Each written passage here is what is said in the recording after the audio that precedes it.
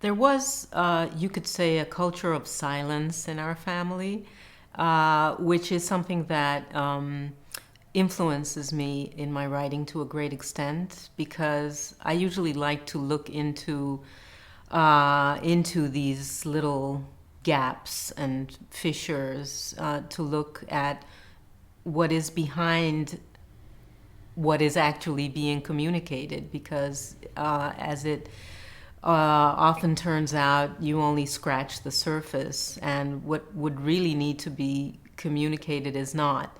That was actually the very first story I wrote. So it's not just the first story in the book, but it was the very first, it was the beginning of this whole series, which is, of course, partly about the disappearance of the mother and the disappearance, or in other words, the death of the mother. And the death of, all the experiences that she carried, she and her generation, because this is more like an allegorical kind of story, but also specific, so you can read it both ways, I guess. So, yeah, it's the disappearance of a whole generation. Besides the disappearance of a specific mother, who carried their experiences with them. And either they talked about it or they didn't. As it happens in my family, they didn't. And that became kind of like a black hole that everyone was always sort of walking around. And it was very obvious that you couldn't ask questions. At least that's how it was in our family. Or if you could, then very little answers were coming. And so in this story in my whole book, I kind of try to go around this topic of how to pass on knowledge from one generation to the next, which of course is the basic idea of schooling, right?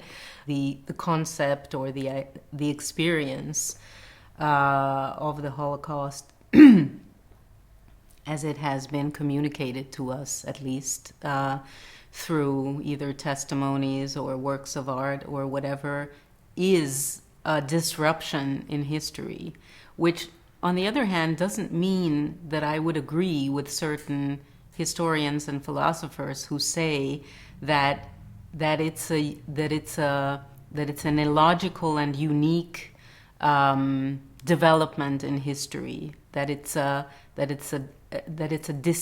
point of discontinuity, and I wouldn't agree with that kind of interpretation, because I do think that it is a very logical consequence of a lot of things that happened previously.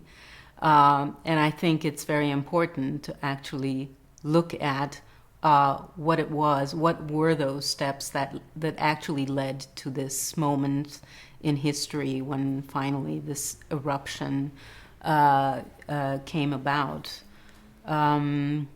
So the disorder, I think, is very inherent to this experience, and not just to this experience, but I think also, and I think both my books also deal with the experience of, for instance, living in a communist country, which is also a lot about different kinds of disruptions in the tradition of a country, in the tradition of a culture.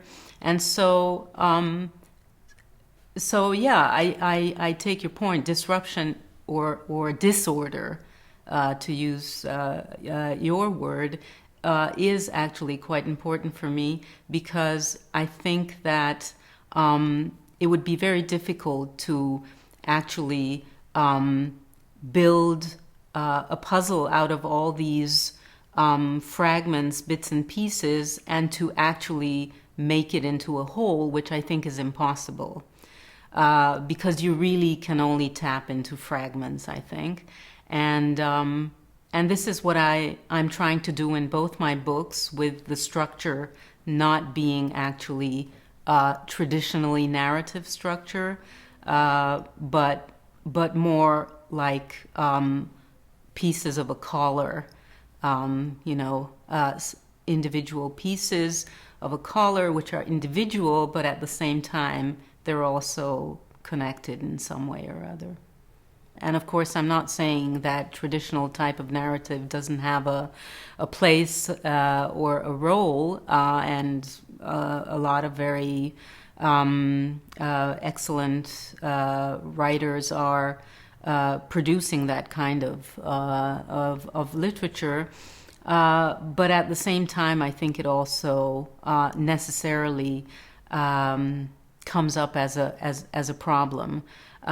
Because our lives have become so fragmented, which is well, thanks to a lot of different factors, including the internet, for instance, which I guess is something that you can't really not take into consideration, the way our lives are sort of dominated by that kind of fragmentary aspect or nature, both as far as time and also as far as space is concerned. And I think it's very difficult not to reflect on that in some way in your art, in writing in this case.